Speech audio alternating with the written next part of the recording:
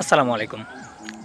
তো গত পরশু দিনের একটি ঘটনা যেটা একদমই বাস্তব এবং যেটা আমি প্রত্যক্ষ করেছি। তো আমি হচ্ছে আবদুল্লাপুর থেকে আ গাড়িতে উঠলাম ধানমন্ডি ২ এ যাব। তো বেসিক্যালি যেকোনো একটা বাসে উঠি। তো ওইদিন উঠেছিলাম বিকাশ যে বাসটা আছে বিকাশ পরিবহনে। তো বিকাশ পরিবহনে ওঠার পর আমি অল্প কিছুক্ষণ যাওয়ার পর আরও অনেক যাত্রী এখানে উঠেছে। তো আমি প্রত্যক্ষ করলাম যে আমার সেই বাসটিতে মোটামুটি শিশু, তারপর হচ্ছে ইয়ং জেনারেশন এবং মুরব্বি, মহিলা অনেক ধরনের যাত্রী সেখানে ছিল। তো তারই মধ্যে একজন যাত্রী, একজন না তারা কয়েকজন ছিল যারা হচ্ছে মেবি হয়তো বা রাজমিস্ত্রি বা অন্যান্য কোনো কাজের সাথে জড়িত বা কাজ করে বা তাদের কোনো কাজের জন্য তারা এখান থেকে অন্য জায়গায় যাচ্ছিল। তো হঠাৎ করেই আসলে কথাটা কিন্তু শুধুমাত্র ওদের জন্য বলতেছি না যে শুধুমাত্র রাজমিস্ত্রির কাজ ওদের না। আর আমি এরকম আরও অনেক দেখেছি যে যারা নাকি এই ধরনের পাবলিক প্লেস এবং পাবলিক পরিবহন যেগুলো রয়েছে, পাবলিক প্লেস কিংবা পাবলিক পরিবহনে এরকম অনেক লোক আছে যারা হচ্ছে যাদের ফোন কল আসলে তারা ফোনে কথা বলে ঠিকই, কিন্তু তারা আশেপাশে এই যে মানুষজন যারা তার আশেপাশে রয়েছে তাদেরকে আসলে প্রত্যক্ষ করে না। আর যদি করেও থাকে তারা সেটাকে মানে গুরুত্ব দেয় না।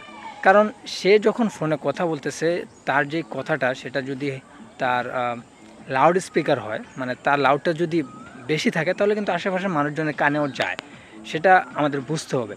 তো এরকমই ওই দিন হচ্ছে একজনের কল আসে। তো সে কলটা রিসিভ করে কথা বলে। তো স্বাভাবিকভাবে কথা বললে মানুষজন এত কেয়ার করে না, কারণ সে তার কথা বলতেছে। কিন্তু স্বাভাবিকভাবে কথা বলার ছাড়া যদি সে আস্তে আস্তে লাউড স্পিকার করে, তার স্পিকারটা লাউড হয়ে যায়, সে সাধারণ ভাষা ব্যবহার না করে অন্যান্য বিভিন্ন ভাষার ব্যবহার করে, তখন কিন্তু মানুষের নজর বা মানুষের কান, মানুষের যেই মানে শোনার যেই আগ্রহটা সেটা কিন্তু তার দিকে লক্ষ্য হয়। তো ওই দিন ঠিক সেরকমই সে যখন নর্মালি কথা বলতেছিল, মানুষজনের কেউ মোবাইল টিপতেছে, কেউ অন্য কিছু করতেছে। কিন্তু সে যখনই তার কথার সাউন্ডটা বাড়িয়ে দেয়, ভলিউমটা বাড়িয়ে দেয়, সে সাধারণ ভাষা ব্যবহার ছেড়ে দিয়ে অন্যান্য অশ্লীল বা অভদ্রতার ভাষা ব্যবহার করে, তখন কিন্তু বাচ্চা থেকে বুড়ো, মেয়ে, ছেলে, ইয়ং সবাই কিন্তু তার দিকে লক্ষ্য। সে যে ভাষা ব্যবহার করতেছে তা তাদের কানে যাচ্ছে এবং তারাও কিন্তু সেটা শুনতেছে। আর এতে করে কিন্তু তার গায়ে একটুও লাগতেছে না। গায়ে লাগা বলতে সে কিন্তু এটাকে মানে কোনোভাবেই নিচ্ছে না। সে তারপর কথা বলেই যাচ্ছে।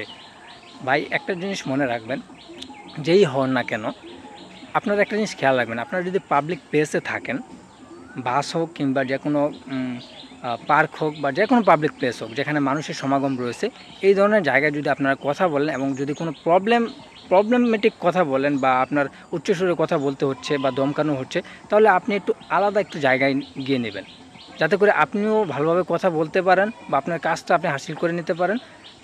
আর আর মানে আশেপাশের মানুষজনের যেন আপনার দিকে নজর না দেয় বা আপনার জন্য তারা যেন মানে কী বলে এটাকে, আপনার জন্য যেন তারা মানে ডিস্টার্ব ফিল না করে।